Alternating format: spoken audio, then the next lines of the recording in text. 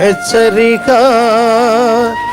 దైవజనుని హెచ్చరిక.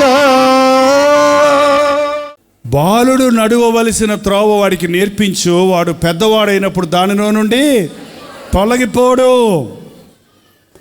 దేవుడు పిల్లల్ని మనకిచ్చాడు ఎందుకంటే వాళ్ళని క్రమశిక్షణలో పెంచడానికి, వాళ్ళని తీర్చిదిద్దడానికి.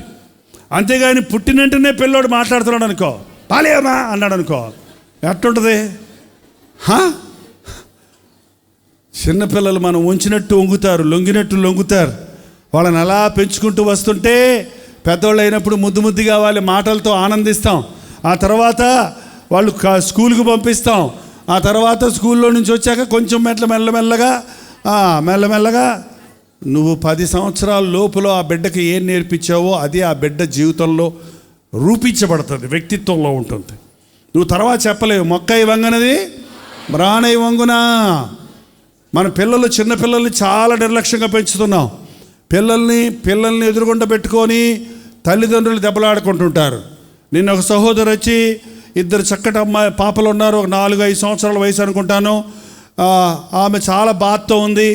బ్రదర్, మా ఆయన మరొక అమ్మాయిని తీసుకొని వెళ్ళిపోయాడండి అని ఏడుస్తూ ఉంటే ఈ పిల్లలిద్దరు వాళ్ళ అమ్మని చూసుకొని ఏడుస్తున్నారు. వాళ్ళకి ఏమర్థమైందో లేదో కానీ వాళ్ళ హృదయాలు మాత్రం ఏమైపోయినాయి. నేను చెప్పానమ్మా, పిల్లల ముందు అవన్నీ చెప్పొద్దు, పిల్లలు ఎదురుకుండా చెప్పొద్దు. పిల్లల్ని తీసుకొస్తారు కొంతమంది ప్రార్థనకని, వీడొట్టు ముద్దండి, వీడికి చదివే రాదండి అంటుంటారు నా దగ్గరకు వచ్చి. నేనంటాను, నీకు వచ్చి కదా చదువు, మీ అమ్మవారే చెప్తుంది కదా అంటాడు. ఏంటండి, ఆడు ముద్దు కాకపోయినా రోజు నువ్వు మొద్దు అంటే ఏమవుతాడు? ముద్దే అవుతాడు. ఈ పిల్లోడు చాలా అల్లరి చేస్తున్నాడండి అని తీసుకొస్తున్నారు ఇవాళ. ఈ మన పిల్లలండి, ఇప్పుడు పుట్టే పిల్లలు 20వ శతాబ్దం 21వ శతాబ్దం పిల్లలు. వీళ్ళు మనలాగా కాదు. మనలాగా అరికిల్లాంతరం పెట్టుకొని 4 గేదెలు చూసుకుంటూ ఆ తాటాకులు చూసుకుంటూ కూర్చునేవాళ్ళు కాదు. ఇప్పుడు పుట్టినంటనే సెల్ ఫోన్ చూస్తారు వాళ్ళు, టచ్ స్క్రీన్. వాళ్ళు కూడా ఆడుకోవడానికి బొమ్మలు ఇస్తే అయ్యొద్దు వాళ్ళకి. ఏంటండి, బొమ్మ సెల్ ఫోన్లు వచ్చాయి. బొమ్మ సెల్ ఫోన్ కొనిపించిందంట వాళ్ళ అమ్మ ఒకటారికి. ఆ బొమ్మ సెల్ ఫోన్ చూసి ఇసురు కొట్టి, నీ సెల్ ఫోన్ నాకు నువ్వు ఇది తీసుకోమంటాడు. పిల్లలకి సెల్ ఫోన్లు ఇవ్వకండి, కళ్ళు పాడైపోతాయి అంటారా. వాళ్ళ కళ్ళు ఎదిగేటప్పుడు, పిల్లల కళ్ళు ఎదిగేటప్పుడు వాళ్ళ కళ్ళు పనిచేయాలంటే ఆ స్క్రీన్లో నుంచి రేడియం వేవ్స్ వస్తున్నాయి. అంతేకాక షార్ట్ సైట్ అయిపోద్ది. ఇక్కడి నుంచో చూస్తుంటారు, దూరం చూడకపోతే కళ్ళు వికసించకపోతే దూరదృష్టి తగ్గిపోతే బోతాతలు పెట్టుకోవాలి మళ్ళీ. అందుకని సెల్ ఫోన్లు ఇచ్చి అన్నాళ్ళు తినిపిస్తుంటారు. కొంతమంది తల్లులు ఇంతకుముందు చందమామ రావే, జాబిల్లి రావే అని బయటికి తీసుకెళ్ళి కాకిని చూపించి, కుక్కను చూపించి, చందమామను చూపించి అన్నం తినిపించేవాళ్ళు. ఇప్పుడు ఏం చేస్తారు తెలుసా? కార్టూన్లు పెట్టి కుక్కుతూ ఉంటారు నోట్లో. 3వ రోజు విరోచనాలండి మా అబ్బాయికి, వాంతులండి మా అబ్బాయికి అంటే మరి డైజెస్ట్ అవ్వలేదు. ఏంటండి, పిల్లలు గొప్ప వరం అండి. పిల్లల మీద దృష్టి ఉంచండి. పిల్లలకు కావాల్సిన మంచి బట్టలు కాదు, పిల్లలకు కావాల్సిన ఇంగ్లీష్ మీడియం స్కూల్స్ కాదు, పిల్లలకు కావాల్సింది దేవుని యొక్క వాక్యం. తల్లిదండ్రులుగా మీరిద్దరూ మీ పిల్లల మీద దెబ్బలాడుకుంటుంటే చాలామంది ఇళ్లలో తల్లిదండ్రులు గొడవలు పెట్టుకుంటుంటారు. బూతు మాటలు తిడుతుంటాడు ఆయన, ఏమి ఏడుస్తుంటుంది ఆయన, తిడుతుంటాడు, గొడవ కింద ఉంటుంది. ఆ ఇంట్లో పిల్లలు పాస్ అవుతారా, ఫెయిల్ అవుతారా? ఫెయిల్ అయిపోతారు. ఎందుకంటే వాళ్ళు మానసికంగా కృంగిపోతున్నారు. నీ చేతులారా దేవుడు నీకు ఇచ్చిన చక్కటి వరాలు, గర్భఫలము యెహోవా ఇచ్చు బహుమానము, కుమారులు ఆయన అనుగ్రహించు స్వాస్థ్యం అన్న బిడ్డల్ని పాడు చేసుకుంటున్నావు. ఒక బిడ్డను దేవుని కొరకు నీవు 12 సంవత్సరాల లోపే పెంచగలవు. ఆ తర్వాత నువ్వు వారిని మలచలేవు. ఆ తర్వాత తిరగబడతారు వాళ్ళు, లోబడరు వారు. కానీ నీవు ఈ లోపల చిన్న వయసులో వారిని సరిగా పెంచితే వారి భవిష్యత్తు అంతా కూడా దీవించబడుతుంది. 12 సంవత్సరాల వరకు పిల్లల యొక్క చాయిస్, పిల్లల విషయంలో చేసే తీర్మానాలు తల్లిదండ్రుల మీద ఆధారపడి ఉంటాయి. కానీ 12 సంవత్సరాలు దాటిపోయిన తర్వాత ఆ బిడ్డ టీనేజ్లోకి వచ్చినప్పుడు పెద్దోడా చిన్నోడా? పెద్దోడు కాదు, చిన్నోడు కాదు, పిల్లోడు కాదు, పెద్దోడు కాదు. 13, 14, 15, 16, 17, 18, 19 ఎన్ని సంవత్సరాలు ఉన్నాయి? ఎన్ని సంవత్సరాలండి? 7 సంవత్సరాల ఇంచుమించు. 7 సంవత్సరాలలో వాడు తీర్మానం చేయడానికి ప్రయత్నిస్తాడు. కానీ వాడికి తీర్మానం, నేను పెద్దోళ్ళగా ప్రవర్తించాలనుకుంటాడు. పెద్దోడుకున్న అనుభవం లేదు, పెద్దోడుకున్న జ్ఞానం లేదు. పిల్లోళ్ళలాగా చూడాలని తల్లిదండ్రులు ప్రయత్నిస్తారు, కానీ వాడు పిల్లోడు కాదు. కాబట్టి ఆ సమయంలో వాళ్ళు సరైనది చూస్ చేసుకునేటట్టుగా 12 సంవత్సరాల లోపు నువ్వు వేసిన పునాది ఆ వయసులో వాళ్ళు సరైన తీర్మానాలు చేయడానికి సహాయపడుతుంది.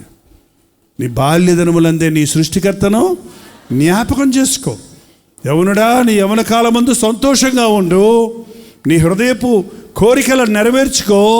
అయితే వీటిని బట్టి దేవుడు తీర్పులోనికి తెచ్చునని జ్ఞాపకం చేసుకో. అందుకే ఆ టీనేజ్లో బిడ్డలకు ఫ్రీడమ్ ఇవ్వాలి.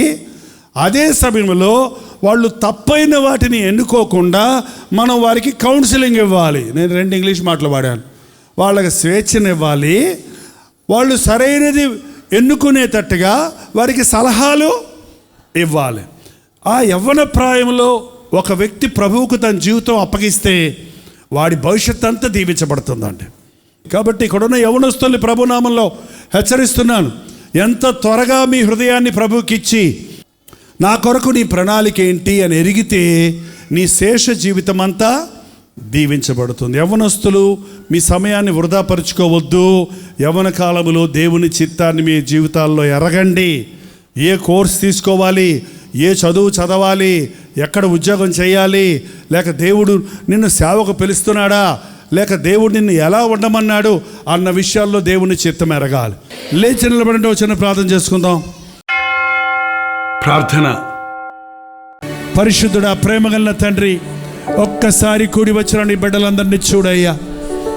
ఎవరెవరి జీవితాల్లో ఎటువంటి అవసరత ఉందో ఎరిగిన దేవా, ఎవరెవరి హృదయాలలో ఏమేమి కోరికలున్నవో చూస్తున్న దేవా, నీ శిలువ రక్తాన్ని ప్రోక్షించి మా జీవితాలను నూతనపరచుము నాయన.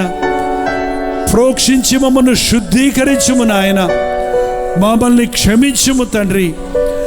ఇక్కడున్న బాలులను దీవించు నాయన. యవ్వనస్తుల్ని ఆశీర్వదించు నాయన. కుటుంబాలలో నీ కృప దయచేయి తండ్రి.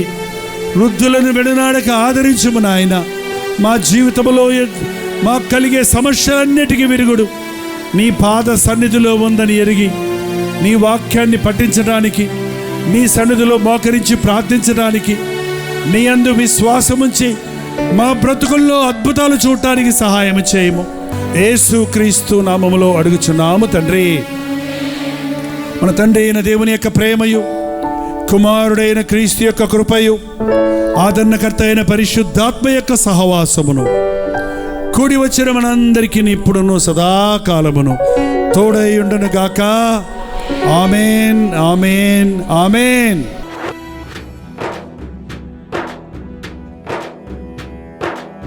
నిక్కమురా లోకం చెడ్డదిరా, తక్షణమే మేలుకు సోదరా. ఈ లోకపు పాపపు చీకటిలో నీలోనే వెలుగును చూపుమురా. నిక్కమురా లోకం చెడ్డదిరా, తక్షణమే మేలుకు సోదరా. ఈ లోకపు పాపపు చీకటిలో నీలోనే వెలుగును చూపుమురా. నీలోనే వెలుగును చూపుమురా.